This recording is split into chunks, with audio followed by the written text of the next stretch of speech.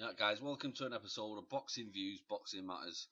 Today we're going to talk about the subjects of how boxing belts were formed, what organisations that started with. This video is going to be called World Championship Belts in Boxing Explained, and I've got a man with me here, Jimmy the At.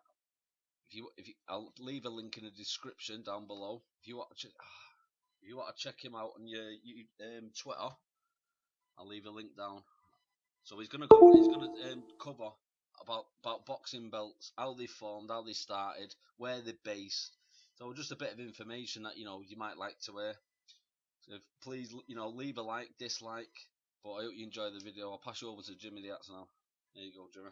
Right, thanks, Chris. Yeah, as everyone knows out there, there's many boxing world championship belts.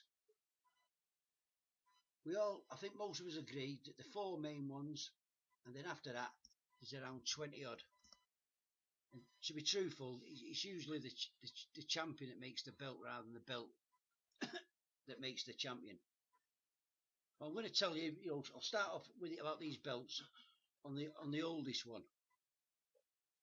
Now, there used to be a belt called the NBA, which was the National Boxing Association belt. And in 1962, it changed its name to the WBA, which we know it as the World Boxing Association belt. That is the oldest belt of any of them. And when did that form? The WBA became the WBA in 1962, and they're actually based in Panama. Now, what happened was, a year later, there was a bit of a row, and there was a breakaway from the WBA,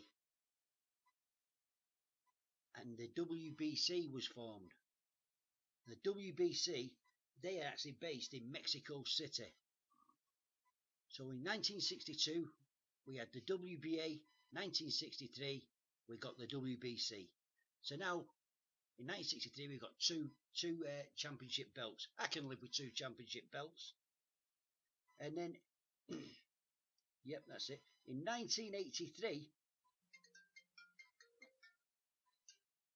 and Mr. Lee tried to become president of the WBA, but he failed. Why was that? Do you know why he failed? He just didn't get enough votes to become the president. But he wasn't happy with that. So he decided to form his own association, which he called the United States Boxing Association, which they changed the name to the IBF, the International Boxing Federation. Now that association is based in New Jersey, the USA. So in 1983, we've now got three major world titles. Then 5 years later, whoops, the WBO turn up. They form, and they're based in Puerto Rico. But the WBO was not a genuine world title, or was it until the 90s? Was it Frank Warren? Frank Warren helped him really get recognised. He started letting all these fighters fight for the WBO belts. Now, that was 1988. And right now, everyone knows you've got the WBA, the WBC, the IBF, and WBO. They're the four major belts that are universally recognised if you hold your champion of the world. Now, after that, you've maybe got the IBO belt, which were founded in 1988. Triple G actually holds that belt, and there's some big names held it. Down the years, they have, haven't they? They have that. Now, that's the five major. But universally, you're not recognised as a world champion if you hold the IBO. After that, it's a soup. It's a suitcase. You've just got belt after belt after belt. There's a lot of belts that we've found out. Obviously, you know about anyway. There is. I've explain them a bit more. I will. And after the four major belts, as I say, you've got the IBO, but then comes the WBF. You've got the WBF, which is the World Boxing Foundation, and they were founded in 2004. You've then got the WBU belt. In 1995, an English fella called John Robinson, he founded the WBU. But John Robinson died in 2004, and to the best of my knowledge, the president now is a fella called Don Lewis, and it's based in Atlanta City, the USA. Ricky Hatton held that WBU belt. and that's why a lot of people know of it. And Ward held that belt as well. You've also got the IBC belt. I don't know when that was founded. You've got the IBA belt. That was founded in the 1990s. You got the IBU belt, founded in the 1990s. The NBA belt, that was founded in 1984. You've got the IBI belt. The list just goes on and on, doesn't it? It's just going on. You've also got the IBS belt. Now that was founded in October 2010, and their president is a fella called David Gardner, and it's based in Columbus, Georgia. And I think Chaz Witherspoon, who's the son of Tim Witherspoon, the former heavyweight champion of the world, he was the IBS heavyweight champion of the world in 2012. But I couldn't swear that. If you want to have some more, there's the WBC. The WPBC. There's the GBU belt, which I think is based in Germany. There's the GBC, the GBF, the GBO. The list just goes on and on and on. And you've got the UBL, the UBF. I think Charlie Zeloff, that internet troll, he used to hold that belt. You've got the UBC. You've got the UBO, the UBA. They just go on and on and on.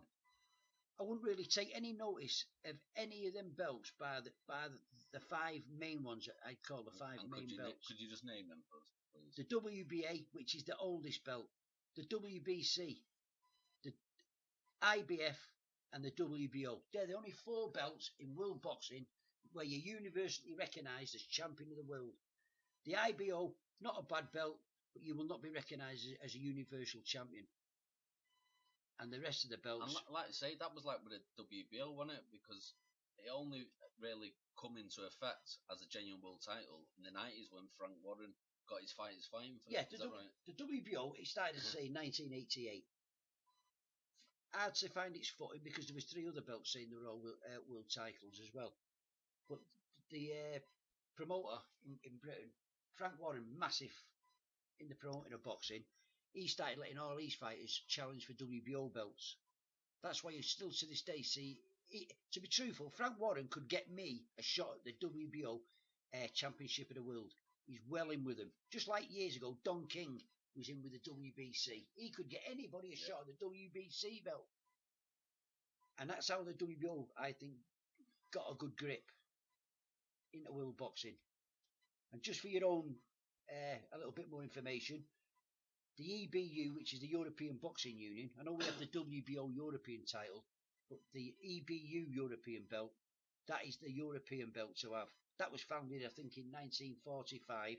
And then you've got the British Boxing Board of Control. That was formed in 1929. Now, hope that's helped you all. If anyone holds anything but them four main belts, technically they are a world champion in that organisation's eyes. But universally, there's only four where you will be recognised as a true world champion. And just finally, can you just touch on like the WBC, because they have like the Emirates and the Diamonds? The WBC, from what I can gather, they have the WBC Emirates, the WBC Diamond, the WBC Onyx, I can't say the word, that's another one, the WC Regular, and the WBC Silver Belt. It's crazy. People call the WBA. The WBC, they got like twice as many as the WBA. They're absolutely crazy. It's mad.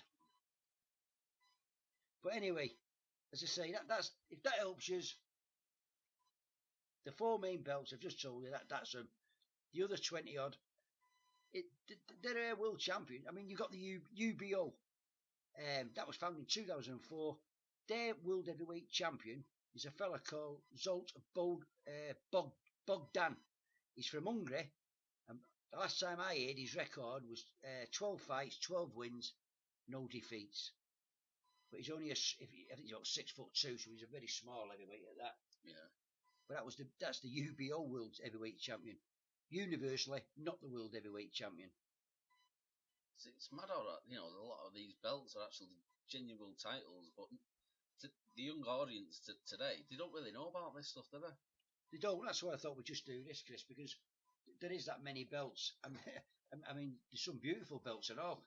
You look at the IBS belt, probably looks better than the WBA belt. Yeah, and we did have a look at that belt, and it is a really impressive belt. If you want to see that belt, smash the like button, guys, and we'll show you the picture of it. But you can also just go on Google and type it in, and you'll see that belt. It's a really nice belt, so check it out. Right, that's all I really can say on the matter, except just watch for the four major belts. Don't worry about the rest. Although it's good for the boxers if they can earn more money defending a title, a belt, gets people to come and watch them. Fair be it. But the WBA, WBC, IBF, and WBO, they're your four main titles where if you win, you're universally recognised as champion of the world. Thank you very much. Cheers, Jimmy. Like I say, guys, he's quite a boxing historian, really. He knows his stuff about boxing. I'll leave a link in the description below for his Twitter page. If you've got any questions to ask him, I'm sure you'll get straight back to you with him. We're going to be doing a few more videos, so please watch out for this channel. We're going to talk about past boxers, people that were murdered, or was it suicide? It's really interesting to watch, to hear. So we're going to be coming up with that very shortly. But thanks for watching, guys.